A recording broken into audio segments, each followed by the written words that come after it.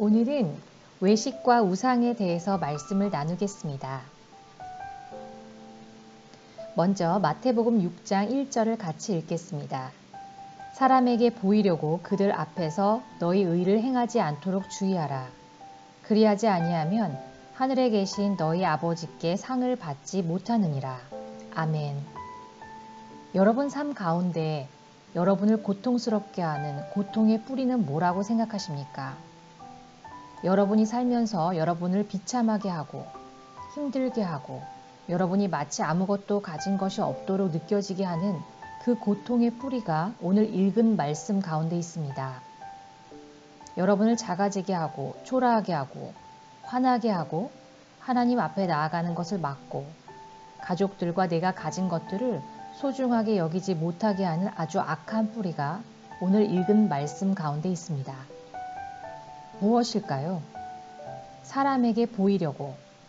이 말은 하나님께서 마태복음 5장부터 7장의 산상수훈을 통해 하나님의 심정을, 하나님의 뜻, 하나님의 마음을 알려준 거예요. 이 산상수훈은 성경이 다 읽을 시간이 없을 때, 성경을 잘 모르고 읽을 때, 힘들 때, 내가 어떤 지침과 어떤 가르침과 어떤 가이드로 세상을 살아갈까 떠올릴 때 이 마태복음 5, 6, 7장을 먼저 읽으면 돼요. 마태복음 5장은 예수님의 십자가의 소산을 따라 사는 것들에 대한 복에 대해서 나오고 마태복음 6장은 육신과 죄의 고통을 육신의 뿌리로부터 알려줍니다. 이것이 뭐냐면 외식이에요. 마태복음 5, 6, 7장에 나와 있는 것을 알지 못하면 우리 삶 가운데 여러분들이 쌓아가고 있는 모든 것들을 무너질 집에 세우게 되는 것입니다. 외식이 뭐예요? 사람에게 보이려고요. 사람에게 보이려고 하는 이 마음이 끊어지지 않으면 우리는 일평생 고통 속에서 살게 되어 있습니다. 또 하나님 앞에 진실되게 살지 못하게 됩니다. 고린도전서 3장 10절부터 15절 같이 읽겠습니다. 내게 주신 하나님의 은혜를 따라 내가 지혜로운 건축자와 같이 터를 닦아두매 다른 이가 그 위에 세우나 그러나 각각 어떻게 그 위에 세울까 조심할지니라. 이 닦아둔 곳 외에 능히 다른 터를 닦아둘 자가 없으니 이 터는 곧 예수 그리스도라. 만일 누구든지 금이나 은이나 보석이나 나무나 풀이나 지푸로 이 터 위에 세우면 그 각 사람의 공적이 나타날 터인데 그 날이 공적을 밝히리니 이는 불로 나타내고 그 불이 각 사람의 공적이 어떠한 것을 시험할 것임이라.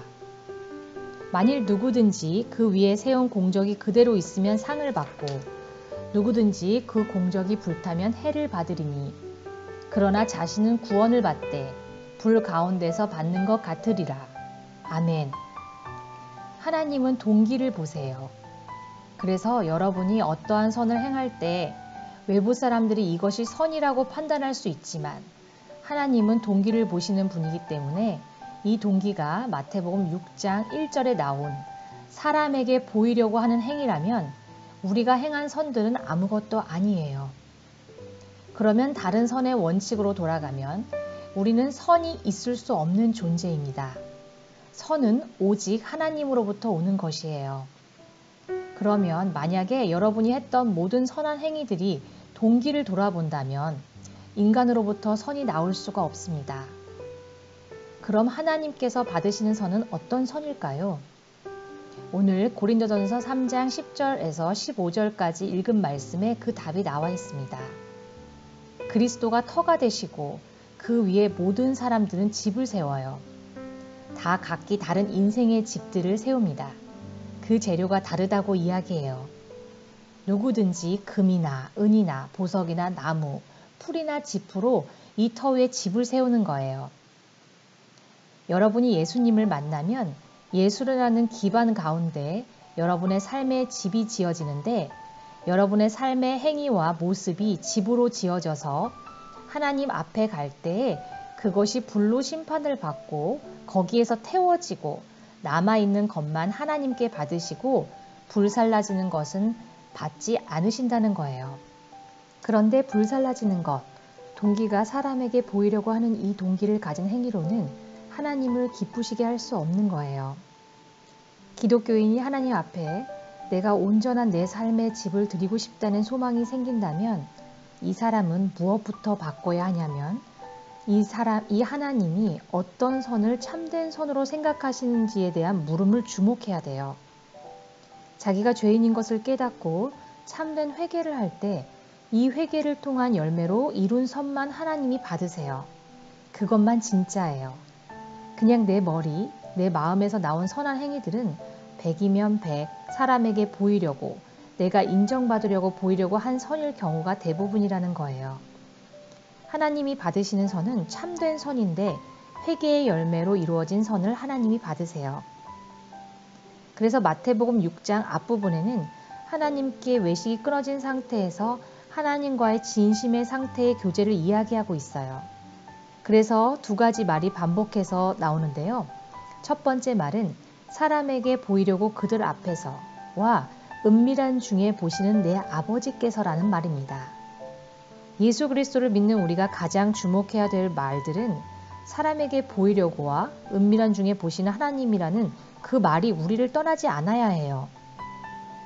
은밀한 중에 보시는 하나님이 여러분 가운데 새겨지면 여러분이 가정에서, 삶 속에서 사람들을 대할 때, 사람들 앞에서 있지 않을 때 자신의 모습이 어떻게 변하는지 주목할 수 있어요. 그런데 이 외식이 아이들을 키우는 우리들에게는 너무나도 중요해요. 이 외식을 가진 사람의 특징이 뭘까요? 외식을 가진 사람은 뭐보다 뭘 더 크게 생각할까요? 하나님보다 세상 것을 더 크게 생각해요. 외식을 가진 사람은 무엇이 없냐면 하나님의 언약이 없다는 것을 말합니다. 하나님이 어떤 분인지 알지 못한다는 거예요. 하나님을 알지 못하는 사람은 사람에게 보이려고 자기가 원하는 사람, 자기를 인정해주는 사람, 자기를 칭찬해주는 사람, 자기에게 만족을 줄 만한 것들을 쫓아서 살게 되어 있어요. 이것이 외식입니다. 침묵이라는 책을 읽어보셨습니까? 영화로도 나왔는데요. 이 책은 굉장히 어려운 책이에요. 어떤 내용이냐면 일본이 우리나라보다 훨씬 더 앞서서 문화를 개방했어요. 1500년에 기독교, 즉 카톨릭을 받아들였습니다. 외세 나라를 통해서 나라의 문이 열리고 문화와 같은 많은 것들이 받아들여졌어요. 많은 사람들이 일본에 와서 일본 사람들이 하나님을 믿도록 전도하고 신자가 많이 생겼어요. 그 후 일본에는 외세가 계속 들어오면서 나라의 일을 참견하게 되는 거예요. 그 외세 때문에 나라를 이끌어가기가 힘들어지고 전쟁이 일어나고 국력이 점점 약해지는 것 같다는 생각을 하니까 정권을 바꾼 지도자가 쇄국 정책을 쓰고 신부들, 전도자들을 다 내쫓고 남아있는 사람들에게 하나님을 믿지 못하게 하거나 배교하게 하는 정책을 사용하는 때를 배경으로 하는 책이 침묵입니다. 내용을 말씀드리면 포르투갈의 신부가 일본으로 가서 전도자가 되었는데 일본이 쇄국 정책을 쓴 다음에 이 신부가 배교했다고 본국에 연락을 보낸 거예요. 이 사람은 배교자고 하나님을 버렸고 일본 풍속을 따르며 일본 아내를 얻고 하나님을 부정한다고요. 이 신부의 제자들이 우리 스승은 그럴 사람이 아닙니다. 저희는 그분을 통해 생명을 받았고 그 사람이 뭔가 이유가 있을 거라고 말하는 제자들 두 사람이 위험한 일본에 직접 가서 어떤 이유로 그런 오명을 썼는지 밝히겠다고 합니다. 그런데 이 두 제자가 일본에 갔더니 진짜로 이 스승님이 배교한 상태였어요. 이 두 신부는 일본에 도착해서 계속 전도를 하면서 살아갑니다. 숨어져 있던 일본 신자들이 정말 비참한 모습으로 살아가면서도 이 신부를 찾아와 세례를 받기도 하고 자녀를 낳으면 세례와 기도를 받으며 믿음을 붙들고 살아가는 신자들을 도와주고 있었는데 이 신부 중 한 사람은 순교를 하고 한 신부는 일본 지도자에게 잡히게 됩니다. 그런데 일본 지도자가 이렇게 말합니다. 난 정말 어리석었다. 이때까지 너희 신부들을 죽이고 믿는 사람을 죽이니까 더 믿음이 거세게 일어나고 믿는 사람들이 더 확장됐다. 나는 어리석었어. 이제 그런 방법은 사용하지 않겠다. 그래서 어떤 방법을 사용하게 되는가 하면요. 신부를 직접 죽이는 게 아니라 이 신부가 전도하고 사랑하는 신자들을 십자가에 거꾸로 매달아서 잔인하게 고문을 하면서 신부에게 내가 배교를 하면 이 사람들을 살려주고 내가 배교를 하지 않으면 이 사람들을 죽이겠다고 얘기해요. 그러면서 내가 가지고 있는 가치를 지키려면 이 많은 사람들의 목숨을 다 앗아가게 내버려둔 너는 가짜야. 너는 가짜 크리스찬이야. 너희가 믿는 하나님은 다른 사람들을 다 죽이게 만드는 그런 하나님이냐고 이 신부를 막 협박해요. 그리고 일본 관리자가 사용하는 후미에라는 신자 구별 방법이 나옵니다. 후무는 일본말로 밝다예요. 에는 그림이란 뜻입니다. 후미에 하면 그림을 밟는 어떤 행동을 말하는데 잡아온 신자들에게 예수님의 그림이나 십자가 같은 걸 바닥에 놓고는 그걸 밟고 지나가라고 얘기해요.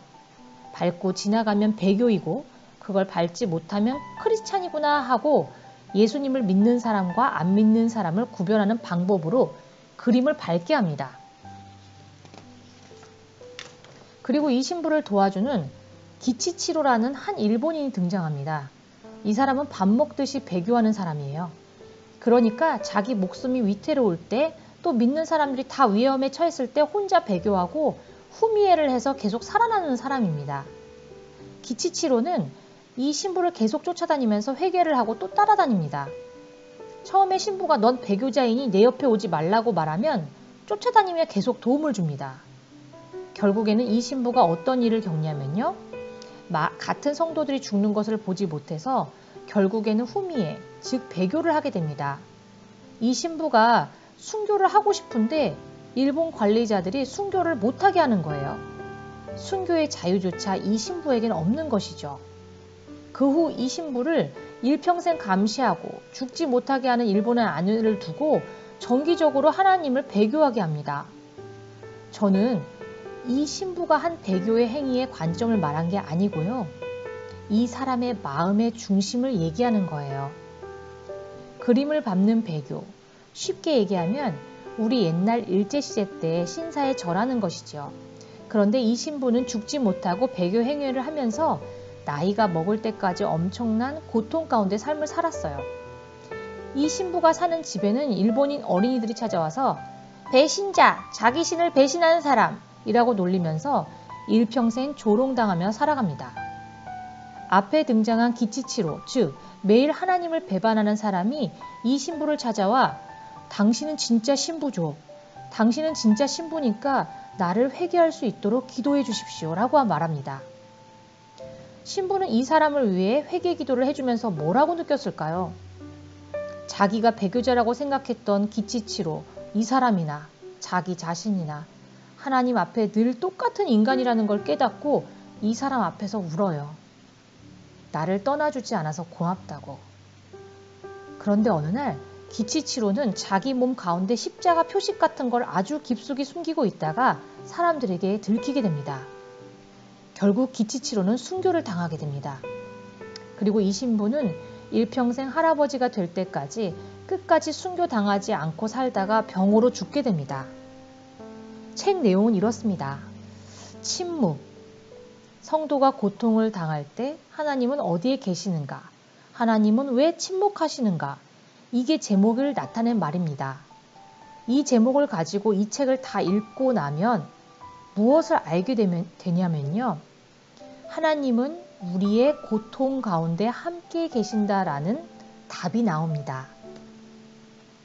그리고 더불어 우리가 인간의 관점에서 사람들의 삶을 판단할 자격이 우리에게는 없다는 것이에요. 순교자가 진짜 순교자인지, 배교자가 진짜 배교자인지, 이 사람의 삶과 이 사람의 상황과 이 사람의 컨디션을 아무도 알지 못하기 때문에 하나님의 심판은 하나님이 보시는 그 사람의 내면의 중심에만 의지할 수밖에 없다라는 것이 책의 관점인데 이 책은 굉장히 많은 논란을 일으킨 책이에요. 그럼 결국에는 배교해도 된다는 얘기네? 라고 그냥 결론을 내리는 사람도 있기도 합니다. 그래서 기독교에서는 거의 이 책의 내용을 다루지 않아요. 제가 이야기를 다룬 이유는 이 책에 나온 얘기가 옳다 그르다 하는 것이 아니라 하나님의 관점을 생각해보는 기회를 여러분에게 갖게 하기 위해서 이 책을 소개했어요. 이 신부는 극 중에서 이렇게 얘기해요. 나는 순교할 자격조차 받지 못한 사람이구나. 순교하고 싶어도 하지 못하는, 그리고 그 비참한 조롱당하는, 또 자기가 사랑하는 예수님을 배신해야 하는 그 삶에 치를 떨며 살아냅니다. 제가 그 영화와 그 책을 보면서 어떤 공감대를 형성했냐면요. 죄를 이기지 못하면서 사는 나 자신과 정말 많이 오버랩이 되었어요. 여러분의 육신과 여러분의 외식과 여러분이 갖고 있는 하나님 앞에서 그 끔찍한 죄들이 날마다 나의 삶 가운데서 직면했을 때의 고통, 그 고통이 예수님의 십자가로 나아가는 길이라고 말씀드렸습니다. 사람에게 보이려고 그들 앞에서 그것을 깨뜨리고 은밀한 중에 보시는 내 아버지와 나의 관계에 초점을 맞추라고 하는 이 말은 결국에 마태복음 7장에 나오는 좁은 문으로 들어가라. 멸망으로 들어가는 길은 크고 그 길이 넓어 그리로 들어가는 자가 많고 생명으로 인도하는 문은 좁고 길이 협착하여 찾는 자가 적으니라. 결국 마태복음 5장부터 7장 사이에 외식을 꺾는 명제를 마태복음 7장 앞에 있는 6장에서 던져주신 이유는 결국에 마태복음 7장 가운데 있는 좁은 문으로 가는 길에 대한 것을 예표하고 있는 것이에요. 사람에게 보이려고 그들 앞에서 어떤 믿음의 행위, 어떤 종교의 행위, 어떤 전도의 행위를 해도 그것은 하나님의 불에 태워지면 아무것도 남지 않은 한 줌의 재와 같다는 것이에요. 그런데 우리가 기억해야 할 것은 은밀한 중에 기도하고 다른 사람이 보지 않을 때 진심으로 살아내는 훈련이 좁은 길을 갈 수 있도록 우리를 돕는 훈련이라는 것입니다. 말씀 암송이 왜 강력한가? 말씀이 하나님이시고 이 말씀이 사람에게 보이려고 하는 모든 것을 끊어내는 강력한 칼이기 때문입니다. 그 길 가운데서 우리는 바로 이 우상이라고 하는 것을 생각하지 않을 수가 없습니다. 이 좁은 길에는 많은 통로와 넓은 길로 가는 많은 문들이 있고 여러분 인생 가운데서 많은 것들이 산재해 있을 것입니다. 그리고 이 문의 통로들은 이 길 외에 다른 곳으로 가지 않도록 문들을 닫는 것이 여러분이 요한복음 10장 상절의 말씀 문지기는 그를 위하여 문을 열고 양은 그의 음성을 듣나니 그가 자기 양의 이름을 각각 불러 인도하여 내느니라. 아멘. 양의 우리 앞에 있는 문지기가 목자를 위하여 문을 열고 닫는데 이 문지기의 역할이 어머니의 역할인 것입니다. 쉐마의 첫 번째 목적이 무엇입니까? 주 하나님 여호와가 한 분이시고 마음을 다하고 뜻을 다하고 힘을 다해 하나님 한 분만 사랑하기 위한 명령입니다. 이 명령은 출애굽기 20장 상절 외에 나 외에 다른 신들을 내게 두지 말라 하는 10계명의 제1계명과도 일치합니다. 그런데 이 10계명에 대하여 증평교회 최봉영 목사님이 설명해 주셨습니다. 출애굽기 1장에 나 외에 다른 신들을 내게 두지 말라. 첫 계명이 세워지지 않는 사람은 두 번째 계명인 그것들을 섬기지 말고 그것들을 절하지 말라 하는 계명을 지킬 수가 없다라고 말씀하셨습니다. 즉 하나님께 우선순위가 되어 있지 않는 사람이 교회에 와서 하나님을 섬기고 하나님의 사역을 한다고 해서 하나님이 그것들을 받으시지 않으신다는 거예요. 1계명 가운데 가장 먼저 통과해야 할 문은 바로 외식, 즉 사람에게 보이려고 하는 그것들을 먼저 훈련하고 먼저 생각하지 않으면 우리가 하는 하나님을 위해서 하는 일들이 다 헛수고가 될 수 있다는 것입니다. 우상의 원천은 이방신을 섬기는 것인데요. 이 형태는 음란입니다. 그래서 잠언 말씀에 음녀라는 표현이 많이 나오고 그리고 어머니 여자라는 표현이 많이 나옵니다. 즉 성경이 말하는 여자와 어머니는 교회와 우리 같은 어머니들을 상징하고요. 그리고 음녀는 교회 안에 세속에 들어있는 상태를 음녀라고 합니다. 이스라엘의 우상과 하나님을 동시에 섬길 때 음녀라고 했습니다. 그리고 음녀는 그 말 자체가 음란을 상징하는 것입니다. 그래서 신명기 6장 4절에서 9절까지의 말씀, 하나님을 사랑하라. 그리고 그것의 실천 방법으로 자녀에게 날마다 하나님의 것을 가르칠 때 내 안에 있는 우상과 세속의 문화들이 끊어질 거예요. 너희 가정과 너희가 속한 곳과 너희 교회가 진짜가 될 거야 라는 약속이 신명기 안에 있는 것입니다. 그래서 우상은 음란이고 문화입니다. 동성애가 이미 소돔과 고모라 때부터 있었고 아브라함이 떠나왔던 그 하란 땅이 어떤 곳이었냐면요. 이방신을 섬기는 곳이었습니다. 아버지 데라가 우상을 조악하는 직업을 가진 분이었잖아요. 그 이방신을 섬기는 곳에서 어떤 문화가 있냐면 이방신을 섬기는 제사가 음행이 제사예요. 우상신을 따르는 여사제들과 예배하는 사람들이 거기 가서 음란 행위를 하는 것이 제사라고요. 원래 이스라엘 제사는 어떤 제사입니까?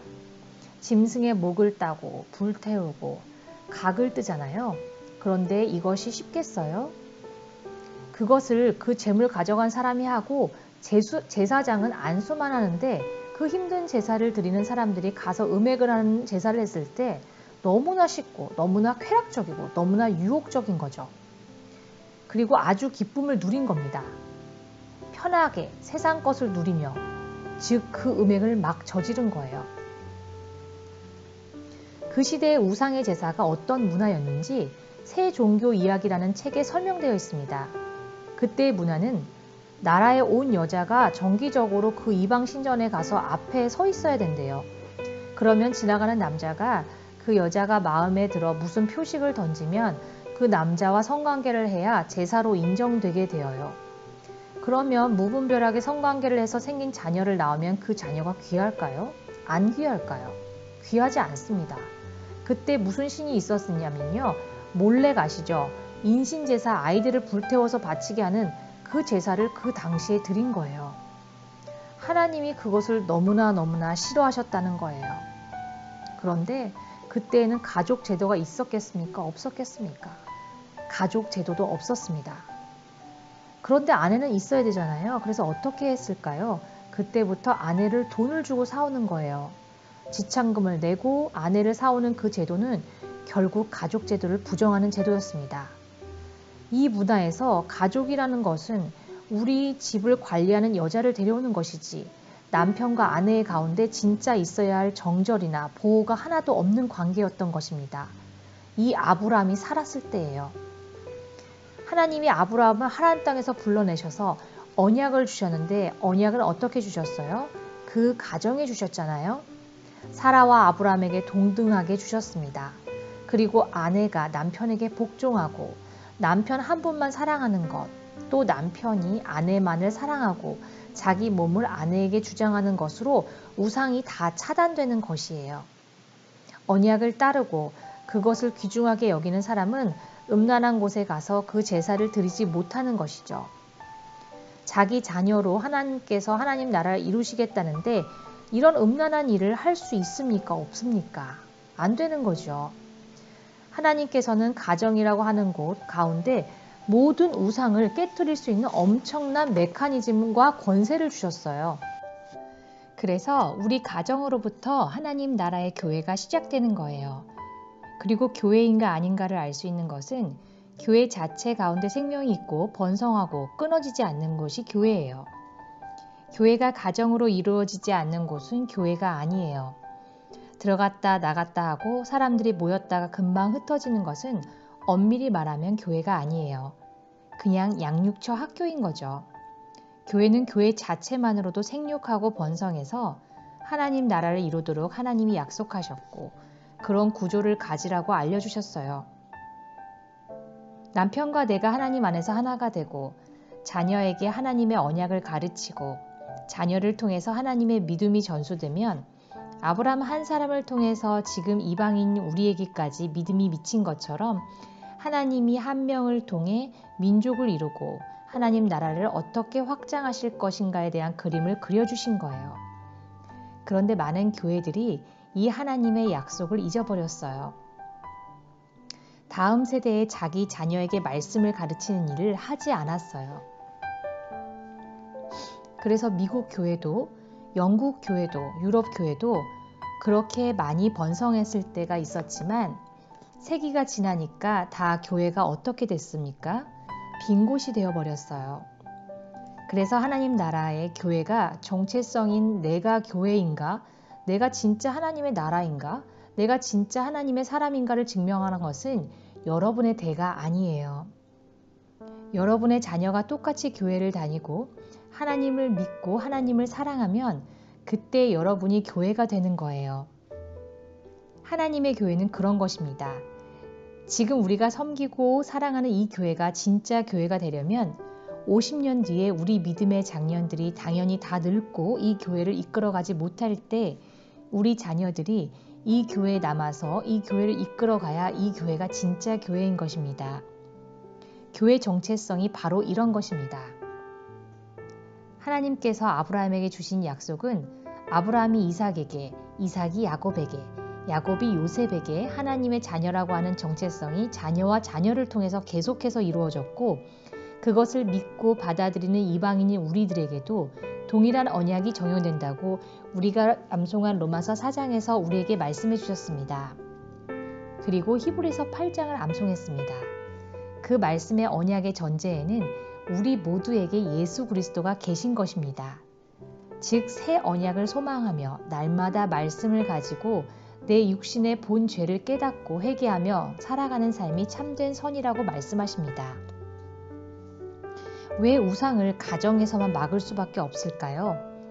첫 번째 음란. 여러분의 자녀가 우리 때만 해도 혼전 순결을 갖지 않는 것을 부모님에게 죄책감을 갖기도 하고 그것이 옳지 않다고 생각했습니다. 그래서 결혼 전에 동거하는 것은 우리 시대까지만 해도 좋지 않게 생각했고 지금 세대는 어떻습니까? 이 아이들의 세대는 만나면 바른 성경계를 갖고 동거하고 결혼하고 그렇게 사는 것이 이상하지 않은 음란의 시대가 아이들한테 이미 열린 거예요. 세상 사람들 모두 그렇게 사는데 우리 자녀만 이성을 교제하는 것을 막고 또 혼전 순결을 지키면서 살아가는 것이 왜 중요할까요? 그렇게 여러분의 자녀들을 그렇게 가르칠 자신이 있습니까? 왜냐하면 기준이 있는 것과 없는 것은 삶이 다릅니다. 혼전 순결이 중요해. 넌 깨끗하고 정결해야 돼. 라는 기준이 갖고 있다가 어쩔 수 없이 실수나 어쩔 수 없는 사건으로 혼전 순결을 잃는 아이들도 있겠죠. 그런데 이런 기준이 없이 그냥 마구잡이로 살아가는 사람하고 이런 기준을 갖고 있는 아이들하고는 삶이 어떻게 같겠어요? 삶의 내용이 다른 거예요. 여기서 혼전 순결을 절대적인 거야. 정말 그게 없으면 죽어야 돼. 이런 것이 아니라 우리 자녀들에게 하나님이 주신 이 언약의 기준을 갖는 것이 얼마나 우리 삶의 전체 내용을 좌지우지하는가를 기준 삼아주는 것이에요. 하나님의 계명이 있는 사람과 없는 사람의 삶은 다른 거예요. 은밀한 중에 보시는 하나님을 의식하는 사람과 은밀한 중에 보시는 하나님을 의식하지 않는 사람의 삶은 다른 거예요. 사람이 보지 않으면 아무렇게나 막 살 수도 있는 것이에요. 또 여러분들이 우리 아이들에게 가르쳐야 될 것은 은밀한 중에 보시는 하나님이 계시고 이것이 결국 우리 아이들을 돕는 성령님의 지도와 가르침입니다. 성령님이 우리를 견인하시고 돕는 분입니다. 이것이 바로 좁은 길로 갈 수 있는 유일한 방법입니다. 그래서 마태복음 6장에서 예수님께서 제자들에게 좁은 길을 갈 수 있는 방법으로 외식이 끊어지는 것을 말씀하신 것은 마태복음 7장에 주여 주여 하는 자마다 다 천국에 들어갈 것이 아니라라고 얘기하시기 직전에 마태복음 6장에 좁은 길을 갈 수 있는 방법을 미리 알려주신 것이에요. 오늘 외식하고 우상에 대해서 이야기했습니다. 우상은 어떻게 나타난다고 했어요? 이방 것에서요. 아이돌이 뭐예요? 아이돌의 뜻은 우상이에요. 즉 우상은 어떤 형태로 아이들에게 오냐면요. 문화의 형태로 오는 거예요. 근데 교회에서 아이들의 문화를 다 차단할 수가 없어요. 그게 어디서만 할 수 있나요? 교회에서는 아이들에게 스마트폰을 쓰지 말라고 기준을 줄 수는 있어요. 호소할 수는 있겠죠. 이 기준은 어디서 줄 수 있는 거예요? 가정에서만 줄 수 있는 것이에요. 이 문화에 대한 차단, 하나님보다 다른 것들을 더 사랑하지 않도록 14세까지 중고등학교 때까지이면 더 좋겠죠. 14세까지 차단하는 것은 어디서 할 수 있습니까? 가정이 아니고서는 할 수 없는 거예요. 우상을 차단하고 하나님을 말씀을 가르치는 일은 가정에서밖에 할 수 없어요. 일주일에 한 번 하는 교회에서 하는 것만으로는 믿음을 가질 수가 없어요. 유럽의 교회들은 이것들을 하지 않았기 때문에 지금 다 교회가 텅텅 비었습니다. 마태복음 23장 37절 암탉이 그 새끼를 날개 아래에 모음같이 내가 내 자녀를 모으려 한 일이 몇 번이더냐 그러나 너희가 원치 않았도다. 거짓 선지자들의 특징이 뭔지 아세요? 지금 현재에만 집중해요. 지금 성도가 지금 숫자가 많은 것에만요. 진짜 선지자들은 어떠세요? 하나님의 쉐마, 우상을 깨뜨리고 가정 가운데 이것을 세우는 것을 집중하고 있어요. 거짓 선지자들은 지금 자기 때에만 많은 교인이 있고 번성하면 끝이니까 암탉이 자녀를 모으려고 하는 것을 싫어하는 거예요. 그러면서 마태복음 24장 말세의 거짓 선지자들의 모습이 나옵니다. 어머니가 자기 자녀들을 가르치는 것을 거부한 그 교회들을 심판하시는데 그 벌로 내가 내 자녀를 죽이리라고 말씀하십니다. 자녀가 죽는다는 게 뭐예요? 사람은 다 죽는데 무슨 말입니까? 구원을 받지 못한다는 얘기예요. 교회 가운데 가장 끔찍한 벌은 뭔지 아세요? 너희 자녀를 죽이리라. 교회가 소멸되리라. 너희 가운데 교회가 없어지리라.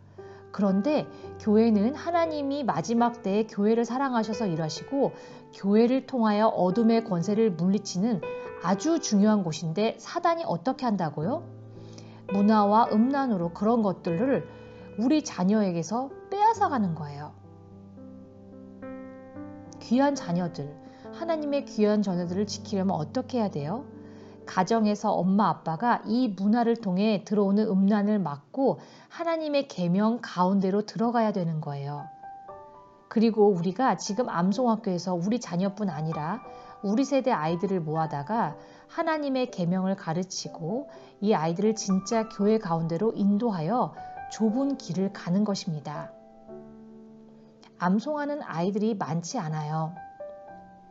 하나님의 계명을 가지고 세상 문화에 휩쓸리지 않고 세상 노래와 세상 것을 사랑하지 않고 하나님 한 분만 사랑하게 하는 일이 진짜 성도의 참 사명인 것입니다. 그리고 하나님이 이 사명을 통해서 먼저 하시는 일은 우리 자신을 구원하신다는 겁니다. 제가 너무 많은 이야기를 했는데요. 여러분도 잘 받으셨으면 좋겠습니다. 잠깐 두 손을 모으고 기도하는 시간을 가질 텐데요. 첫 번째는 사람에게 보이려고 했던 많은 것들을 사람에게 칭찬받으려고 했던 것들, 또 남에게 그럴듯하게 보이려고 했던 것들, 또 남이 가진 것을 부러워했던 것들, 또 나와 내 자녀가 그런 모습이 아닐 때 낙담했던 내 모습들, 사람에게 보이려고 했던 모든 것들을 내려놓기를 소망합니다. 그것을 내려놓을 때 하나님께서는 엄청난 자유함을 주세요. 엄청난 기쁨을 주시고요. 자녀를 보는 눈이 달라져요. 하나님이 이 아이를 통해서 이루시는 하나님 나라를 우리에게 보여주실 거예요.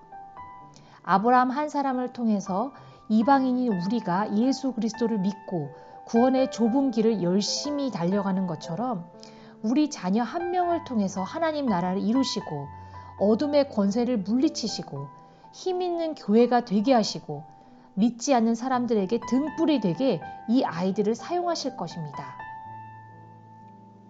이 아이들 몸이 조금 약하고 공부를 좀 못하고 부족한 게 있고 다투기도 하고 넘어지기도 하고 지금 볼 때는 볼품이 없어 보일지라도 하나님의 언약이 심령에 새겨진 아이들은 하나님의 언약대로 하나님의 뜻대로 하나님의 약속대로 우리 아이들을 사용하시고 일으키신다는 것입니다.